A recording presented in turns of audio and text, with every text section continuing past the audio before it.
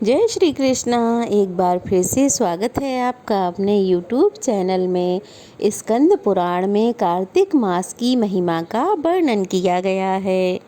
सतयुग के समान कोई युग नहीं, वेदों के समान कोई शास्त्र नहीं, गंगा जी के समान कोई तीर्थ नहीं है। ठीक उसी तरह कार्तिक मास के समान दूसरा कोई मास नहीं है। आप सभी को कार्तिक मास की ढेरों शुभकामनाएं। हर वर्ष शरद पूर्णिमा के बाद ही कार्तिक मास प्रारंभ हो जाता है, जिसका सनातन धर्म में सबसे अधिक महत्व है। इस दौरान पूजा पाठ के साथ साथ कई धर्म कर्म वाले कार्य भी किए जाते हैं। मगर इस दौरान जिस कार्य को सबसे ज़्यादा किया जाता है वह है गंगा जी में स्नान।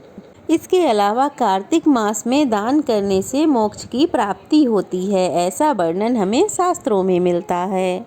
लेकिन क्या आप जानते हैं कार्तिक मास के कुछ ऐसे नियम भी हैं जिनका पालन करने से आप भगवान श्री कृष्ण की जन्म जन्मांतरों तक कृपा प्राप्त कर सकते हैं। कार्तिक मास में दीपदान, तुलसी के पौधे को सींचना, पीपल के पौधे को सींचना, ऐसे और भी बहुत सारे कार्य हैं जो हर सनातनी को जरूर करने चाहिए। पवित्र कार्तिक मास भगवान विष्णु और भगवान शिव की उपासना के लिए सबसे पवित्र माना गया है। भगवान विष्णु जो कि इस माह में योग निद्रा से जागते हैं जब देव उठान एकादशी होती है, उनकी विशेष पूजा इस समय में की जाती है। इसी तरह भगवान शिव की भी इस मास में आराधना करने का विशेष महत्व है। ऐसा माना जाता है कि कार्तिक मास में सभी नदियों के जल में देवी देवताओं का वास होता है। इसी प्रकार पवित्र नदियों में स्नान करने से व्यक्ति के सभी पाप ताप नष्ट हो जाते हैं। खास तौर पर गंगा, यमुना या अन्य पवित्र नदियों और पोखरों में स्नान करना पुण्यदायी माना गया है। कार्तिक मास के स्नान से मोक्ष की प्राप्ति होती है और व्यक्तियों के पूर्वजों को भी शांति मिलती है। इस महीने में दीप जलाने का भी बहुत विशेष महत्व है। तो आज की वीडियो में हम ऐसे कुछ नियमों की बारे में बात करेंगे जिनका पालन हम सबको कार्तिक मास में ज़रूर करना चाहिए। तो इसीलिए आप सब इस वीडियो को बड़े ध्यान से और पूरा देखिएगा। जो भी मनुष्य इस कार्तिक माह में स्नान करना चाहते हैं तो उन्हें शरद पूर्णिमा से ही भगवान विष्णु से कार्तिक मास स्नान या पूजा करने की आज्ञा ले लेनी चाहिए। इस प्रकार आज्ञा लेने से भगवान प्रसन्न होते हैं और अपने भक्त को मनोबल और आशीर्वाद प्रदान करते हैं। साथ ही ईश्वर अपने भक्त को कार्तिक व्रत करने की सद्बुद्धि भी देते हैं। सभी 12 मासों में से मार्गशीर्ष मास को सबसे पुण्यदायी बताया गया है। उससे भी अधिक पुण्य देने वाला वैशाख मास बताया गया है। प्रयाग में माघ मास का बहुत अधिक महत्व है और उससे भी अधिक फलदायी और महान कार्तिक मास को कहा गया है।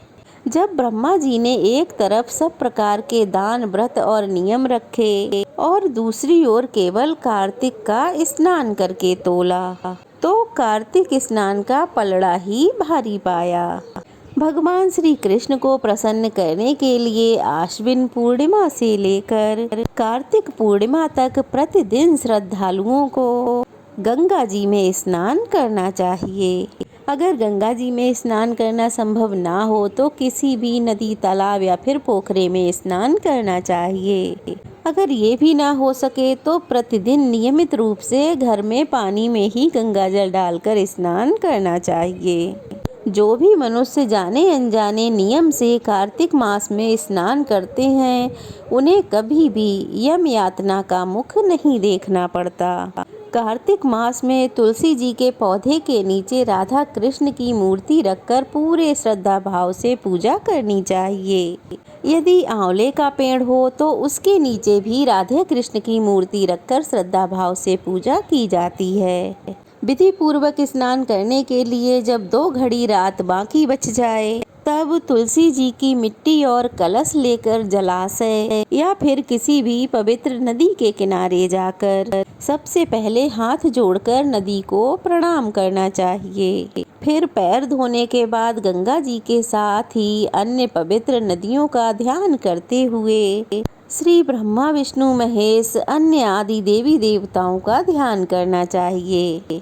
फिर नाभि तक जल में खड़े होकर इस प्रकार कहना चाहिए, हे जनार्दन देवेश्वर, लक्ष्मी जी सहित आपकी प्रसन्नता के लिए मैं कार्तिक प्रातः स्नान करूंगी। इसके बाद आप अर्घ प्रदान करें और कहें, आप मेरे द्वारा दिए गए इस जल को अर्घ को श्री राधा जी सहित स्वीकार करें।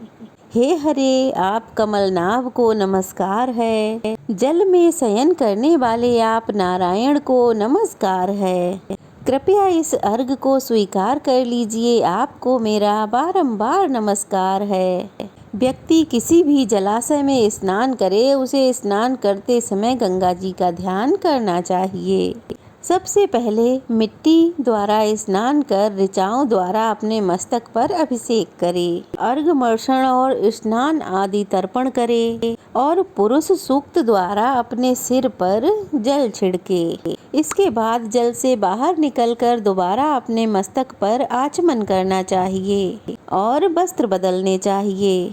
वस्त्र बदलने के बाद तिलक लगाना चाहिए। जब कुछ रात बाकी रह जाए तब भी स्नान किया जाता है, क्योंकि यह स्नान उत्तम कहलाता है और इस प्रकार ब्रह्म मुहूर्त में किया गया कार्तिक स्नान भगवान विष्णु को भी पूर्ण रूप से संतुष्ट करता है।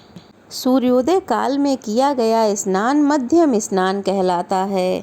कृतिका अस्त होने से पहले तक का स्नान उत्तम माना जाता है और बहुत देर से किया गया स्नान कार्तिक स्नान नहीं माना जाता है। विद्वान मनुष्यों द्वारा 4 प्रकार के स्नान कहे गए हैं। तो चलिए अब इन स्नानों के बारे में भी जान लेते हैं। पहला वायव्य स्नान, दूसरा वारुण स्नान, तीसरा ब्राह्म स्नान और चौथा दिव्य स्नान। वायव्य स्नान जिस स्नान को गौधूली द्वारा किया जाए, यानी कि गौओं के चलने के बाद उनके पीछे जो धूल उड़ती है, वह मिट्टी जब शरीर पर पड़ती है तो उससे वायव्य स्नान किया जाता है। उसके बाद किया जाने वाला स्नान वायव्य कहलाता है। वारुण स्नान, जो स्नान समुद्र आदि के जल से किया जाए, वह वारुण स्नान कहलाता है। ब्राह्म स्नान होता है जो वेद मंत्रों के उच्चारण द्वारा स्नान किया जाता है और दिव्य स्नान होता है जो बादलों और सूर्य के द्वारा शरीर पर जो जल गिरता है, उसे दिव्य स्नान कहते हैं। ब्राह्मण, क्षत्रिय तथा वैश्यों के लिए मंत्रों उच्चारण करते हुए स्नान का विधान है। स्त्री और शूद्र को बिना मंत्रों उच्चारण के स्नान करना चाहिए। प्राचीन काल में कार्तिक मास में पुष्कर का स्पर्श पाकर नंदा परम धाम को प्राप्त हुई थीं। राजा प्रियंजन भी कार्तिक मास में पुष्कर में स्नान करने से व्याघ्र योनि से मुक्त हुए थे।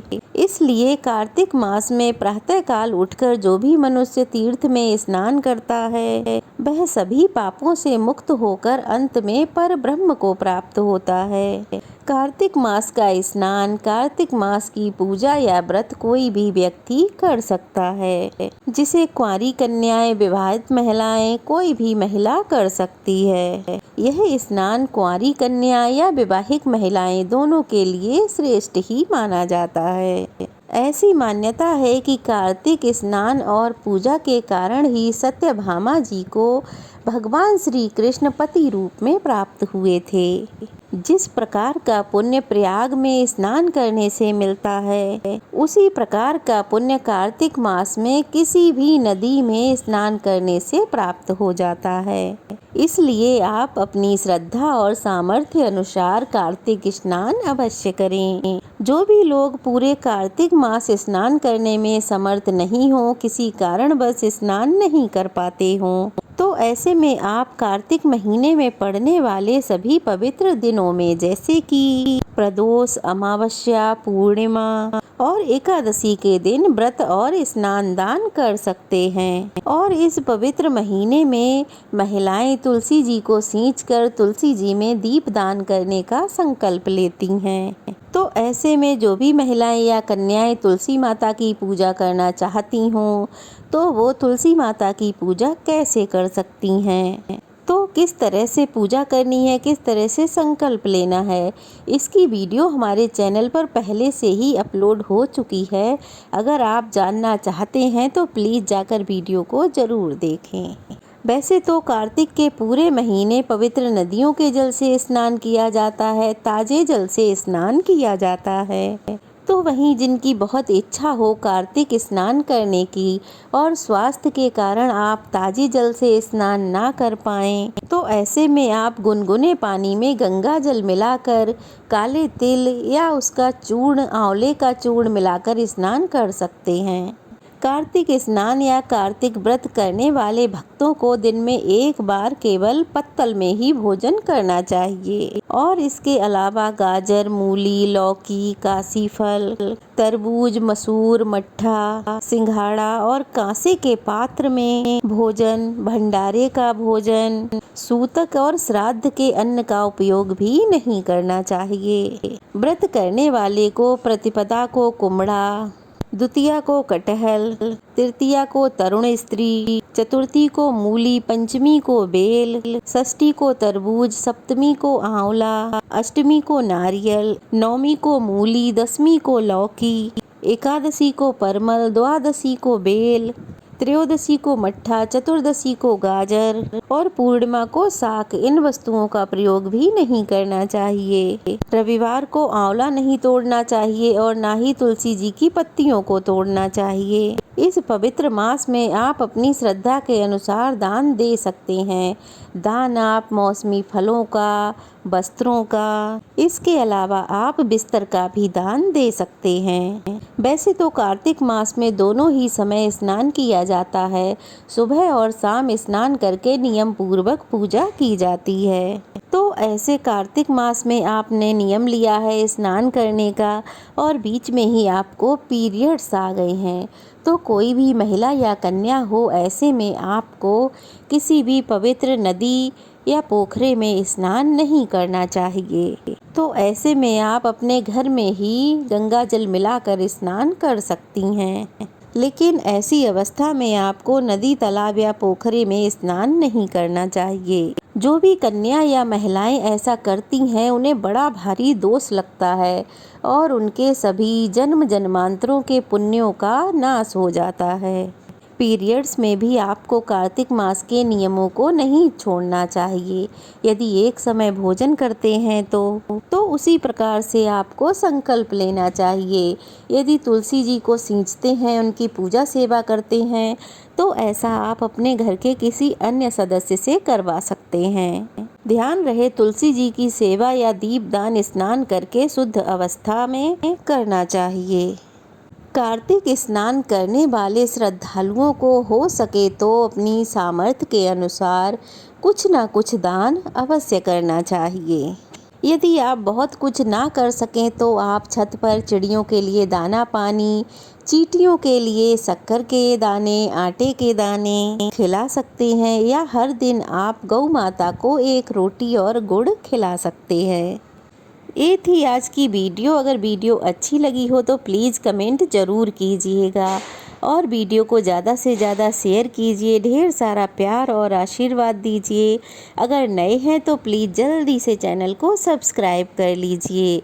और हमारे चैनल पर कार्तिक मास महात्म्य की कथाएं भी सुनाई जा रही हैं, तो वो भी प्लीज़ आप ज़रूर सुनिएगा। तो चलिए फिर मिलते हैं, तब तक के लिए जय श्री कृष्णा।